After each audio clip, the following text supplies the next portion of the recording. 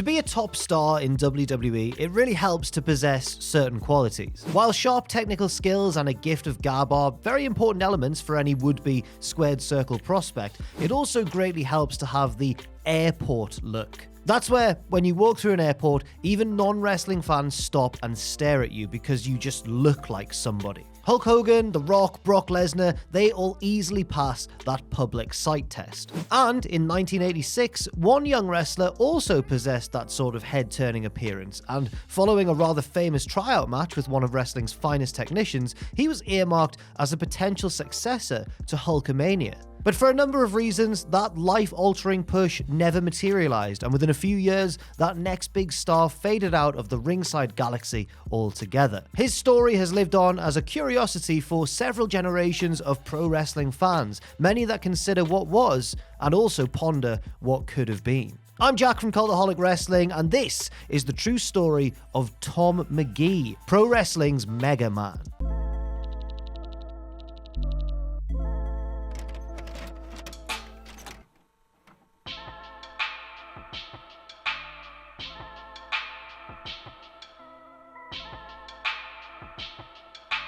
Tom Magee was born in Winnipeg in the summer of 1958, the same sort of time that many top stars of the late 80s and early 90s came into this world, such as Sting, the Legion of Doom, Bret Hart, Scott Hall, and Mr. Perfect. And as was the case for many future wrestling pros, the squared circle world wasn't initially on Tom Magee's itinerary, but he found his way into the ring through adjacent activities. Like many would-be wrestlers, Magee had an extensive background in several athletic disciplines. He studied karate as a teenager, earning a black belt, and also boxed in his youth and even performed gymnastics. But there was one other athletic endeavor that Magee took to, which arguably did the most to land him on the radar of a certain national wrestling promotion. I'm talking, of course, about bodybuilding. Already standing about 6 feet 5 inches tall, Magee augmented his big frame with copious amounts of muscle. And he didn't just sculpt his body for the hell of it, because Magee was a champion powerlifter, winning Canada's national title in 1981 and 1982, as well as the 1982 IPF World Powerlifting Championship in Munich, Germany. He also set powerlifting records, such as an 820-pound deadlift. As Dave Meltzer would note in 2019, to have the ability to compete at a championship level in powerlifting, Olympic lifting, and bodybuilding in the same time frame, given how distinct the three different disciplines are from each other, this was almost unheard of. In other words, Magee was something of a freak in a good way. One individual who knew of Magee was Stu Hart, the patriarch of the Hart wrestling family, as well as a trainer for several generations of wrestling champions. In addition to his own sons, Stu had long fostered legitimate athletes in his infamous dungeon, including ex-football players Gene Kaniski, Fritz von Erich, and Jim Neidhart, as well as bodybuilders like Ben Basarab, BJ Annis, and Larry Cameron. After winning the Mr. British Columbia bodybuilding title in 1984, Magee became the next brawny prospect to earn a few productive stretchings on Stu's basement floor. In October 1985, at the age of 27, Magee had his first professional bout in Calgary, defeating Carl Moffat,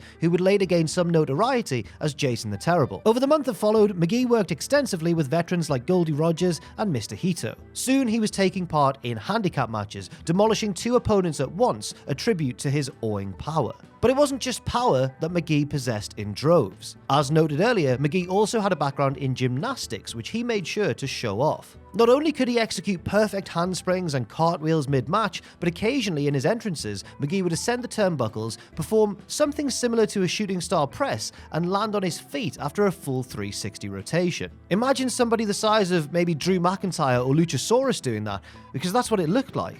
Complementing Magee's athletic prowess were other enviable features. If you had to assemble a main event heavyweight wrestler, Frankenstein style, in the mid-80s, not only would they have Magee's height and sculpted physique, but he'd also come equipped with Magee's flowing mane of rocker hair, as well as his granite jaw. He looked like the most powerful of the Von Erich brothers, or if fellow Winnipeg native Kenny Omega was blasted with a gamma ray. Magee was certainly one to watch as he continued his wrestling education.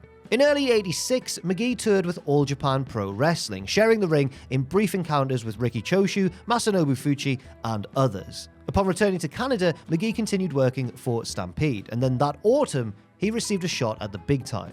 Throughout the Stampede pipeline, 2 internal projects earned untelevised tryouts with the WWF, 21-year-old Owen Hart and Tom Magee. After the then still mid-carder Bret Hart managed to secure an audition for brother Owen, Stu asked Bret to see if he could have Vince also take a look at the Adonis-like Magee as well. The fateful day came on Tuesday, October 7th, 1986 at a wrestling challenge taping in Rochester, New York. A crowd of 8,200 at the War Memorial bore witness to a match that would become part of decades-long pro wrestling lore. On the day in question, Bret, who at the time was a heel as part of the Hart Foundation, learned that he was going to be putting Magee over in his tryout. Bret went to Vince McMahon to ask why he, of all people, had been selected to put over a relative unknown, and Vince's answer was simple. If Magee had any potential at all, a consummate technician like the Hitman would be able to help him show it. Hart was further reassured by Vince that the match would not be televised. Entrusted with the task of putting over a still fairly inexperienced wrestler,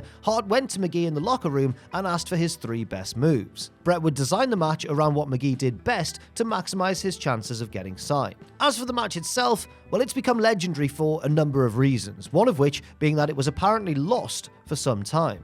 Bret had his own VHS copy of the match provided by the WWF, but over the ensuing years, the company apparently never properly catalogued the original copy among their vast video library. When somebody in WWE stumbled upon a video copy of the 1983 Last Battle of Atlanta match that hadn't been seen in decades, they used this bout as the launching point for the Hidden Gems section of the WWE network. Hidden Gems was soon filled with oddities and rarities that even the most hardcore of fans had never seen.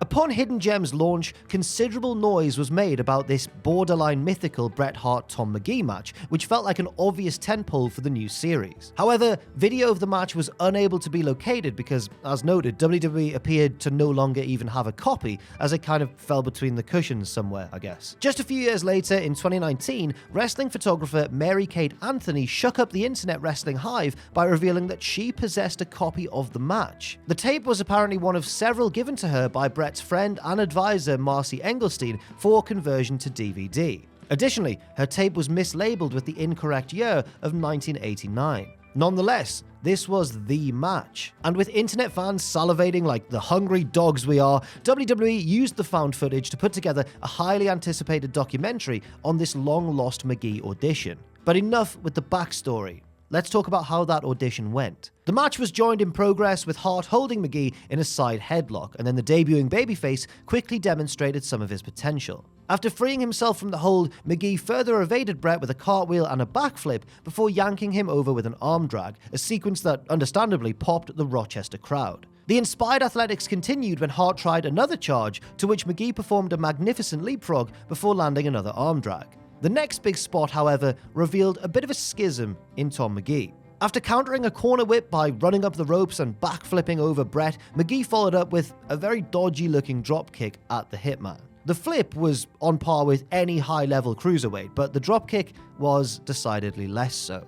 Nonetheless, the crowd reacted strongly to Magee's unreal agility. WWF fans had by this time already come to appreciate the marvelous athletics of people like the Dynamite Kid and Ricky Steamboat, but Magee was much larger than both. Still, there were moments of very evident greenness throughout the rest of the match. At one point, Magee failed to move away off a Hitman's second rope elbow that was clearly intended to miss. It was a subtle mistake though, and one that even a seasoned pro could make. But a more obviously wonky moment came off a long-time Bret Hart staple, the corner whip that sends Hart chest first into the buckles, causing him to fall back hard on the rebound. We've all seen him do it. Most of Bret's opponents would do this move by going through a very aggressive throwing motion, really selling the fact that they'd really launched him into the buckles, justifying Bret's ensuing trademark bump. But the inexperienced Magee, however, wasn't as obvious. He sort of weakly did the whipping motion, which made Bret's bump feel a bit excessive as a result. The finishing spot called for Bret to try and suplex Magee from the apron into the ring, only for Magee to drop down and win with an O'Connor roll.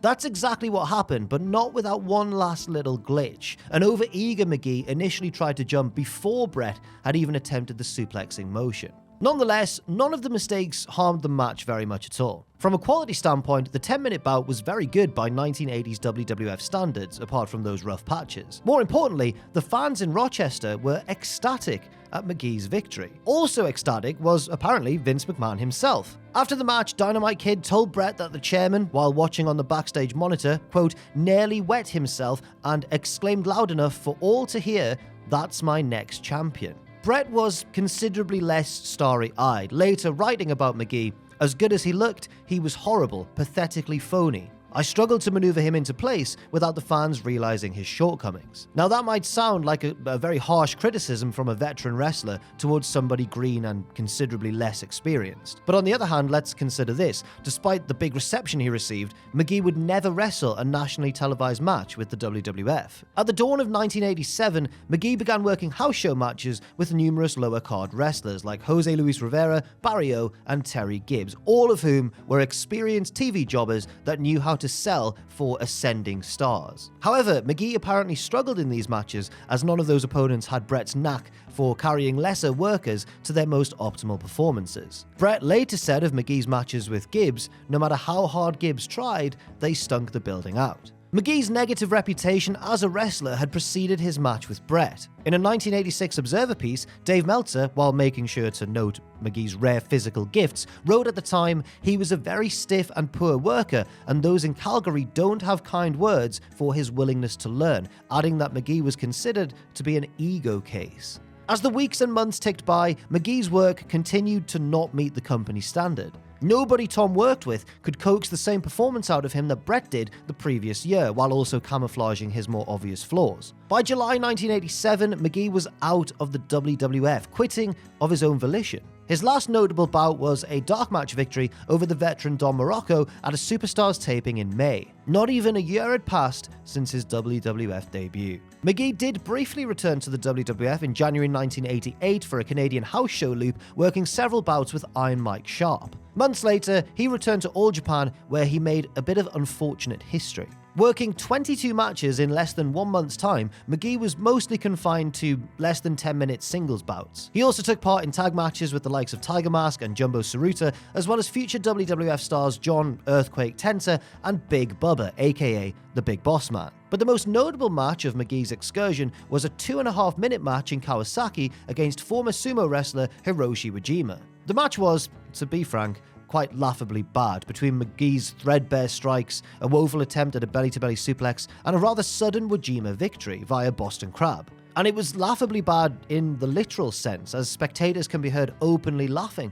at some of Magee's flimsy offense. This miniature farce was bad enough to be voted the Wrestling Observer's worst match for 1988. Now, in fairness to Tom, Wajima wasn't much better than him, barely registering anything his opponent did. However, that only underlines the very stark difference between a skilled mechanic like Bret Hart and somebody that isn't able, or maybe willing, to carry a less than ideal opponent. This match was the end of Magee in Japan, and for a while, it looked like he was done with wrestling altogether. But before 1988 was out, Magee got one last-ditch run with the WWF, where he was immediately put to work in dark matches with other talented pros, Ted DiBiase and Arn Anderson, the latter of which aired on some international WWF broadcasts. Speaking with Conrad Thompson years later, Arn stated that his match with Magee wasn't good, and video evidence would support this claim. Like a slowed-down version of the Bret match, Magee's whole routine consisted of light strikes, occasional backflips, and lots of stationary wear-down holds in lieu of anything exciting.